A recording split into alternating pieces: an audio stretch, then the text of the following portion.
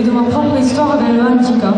Si j'ai écrit ce texte, c'est pour soutenir tous les enfants porteurs d'un handicap et de montrer que ce sont des enfants comme les autres.